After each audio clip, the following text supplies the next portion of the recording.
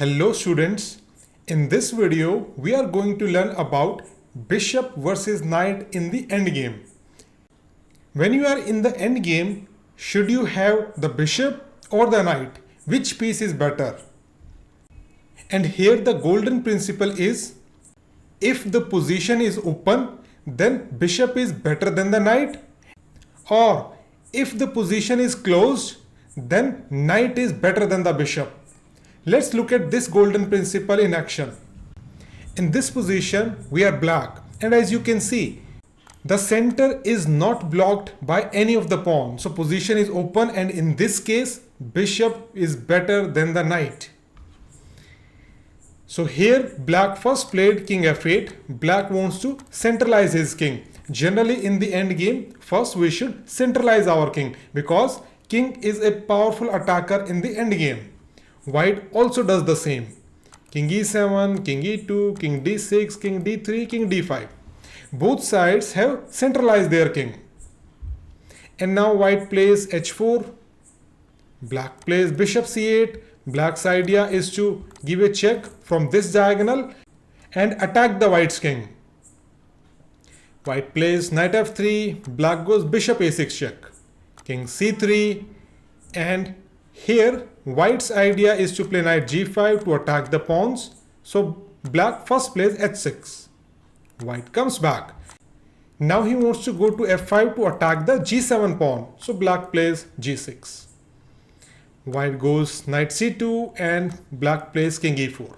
Black's king is slightly more active than the white's king, and black's minor piece is more active than the white's minor piece. So overall, black is slightly better here. White plays knight e3, and now black starts pushing his pawn on the king side. White plays king d2, f4, knight g4. Knight is attacking this pawn, so black plays h5. Knight f6 check, king f5, and knight d7. Now this is a weakness. You can use your king and try to attack this weakness. Before that, black plays bishop c8, attacking the knight, and knight goes to f8. Black plays g5 and white plays g3. After g cross h4, g cross h4, now this pawn is a clear target. You go king g4 to attack this pawn. King to g4, knight g6, and the knight is defending the pawn, so black plays bishop f5 to get rid of this knight. After knight e7, black plays bishop e6, attacking this pawn. This is the advantage of having a bishop in the open position. Knight can play only on one side of the board, but bishop is a long range piece. Bishop can play on the queen side, and bishop can also play on the king side. So when white plays b4, you capture the pawn, and black is a pawn up. White plays king d3, you play king g4. Idea is to push the pawn and make a queen. After king e4, you simply start pushing the pawn. White plays f3 check, you go king g3. After knight to g6, white wants to capture the pawn, but it does not matter. We simply focus on making a queen. After knight cross f4, attacking the bishop, we still don't care. We push the pawn. And when white captures our bishop, we promote our pawn into a queen. Now when you have a queen versus the knight, it is easy to win the game. All you have to do is to go here, pick this pawn, you will get a passed pawn, and then you make another queen with the help of this passed pawn.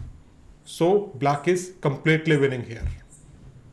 Now let's see an example where knight is stronger than the bishop. In this position, we are white, and as you can see, this time center is blocked, and there are two pawns on the king side also. And black's bishop is a bad bishop. Black's bishop is blocked by its own pawns. So in these kind of situations, knight is much better than the bishop. Most likely you will win this game just because you have a good knight and opponent has a bad bishop. Here white starts with knight a4 check, king c6, and white tries to penetrate in the opponent's area via king a5. He wants to play moves like king a7, king b8, something like this. Unless you get in the opponent's area, you are not going to win the game. Opponent has these two weaknesses, and you have to find a way to attack these weaknesses. Black plays king b7 and stops king a6. You give a check, king comes to c7, and you play king b5. Now bishop gives a check and you go king a6. Knight is attacking it, so bishop is forced to go back. And now you can improve the position of your knight from c5 to d6. Your knight will be more active on d6 and it will also attack the bishop. So you play knight b7. Bishop e7. Here first you play king a7. After bishop to f7, you simply play knight d6, attacking the bishop. Bishop goes to g8. And right now this king is covering these three squares, so your king cannot make any progress. So white comes back. Black plays king c6. Black is still covering these three squares. So you play king a5 and black plays bishop h7. Here you play knight f7. You want to give this check because you need to find a way to bring your king toward the pawns. Black plays bishop g8, and here white played knight h8 first, attacking this pawn, forcing black to play bishop to h7. Now these two pieces are kind of blocked on the king side. Bishop cannot move because knight will capture the g6 pawn. So now the battle will revolve on this side of the board. And here white plays king a6. White takes the opposition. Now the king is forced to go back. So you play king b5. Opponent plays king b7. You play king c5, king c7. Right now black has the opposition. So you cannot make any progress. Black's king is covering these three squares. So it means you have to use your knight. So knight comes back. Knight f7. Bishop also comes back. You play knight d6. And now if the king moves, let's say king goes to d7, then you can make progress with your king. You can go here. That's why black wants to keep the opposition, and he played bishop h7. Now you play knight e8 check, attacking this king. After king to, let's say, king goes to d8, you play knight f6. You are threatening this bishop and you are going to win this bishop. With an extra piece, it is super easy to win this game. Let's say black plays king e7, you capture this bishop. After king d7, you play knight c5, king c7. And now here you can simply target this pawn. You play knight h7.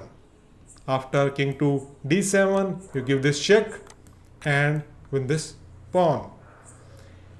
So you have an extra pawn. Your king will penetrate on the opponent's area and capture these pawns also.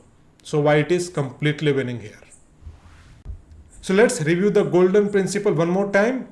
In the end game, if the position is open, then bishop is more powerful than the knight, and if the position is closed, then knight is more powerful than the bishop. That's it for this video. Now let's go to the next one.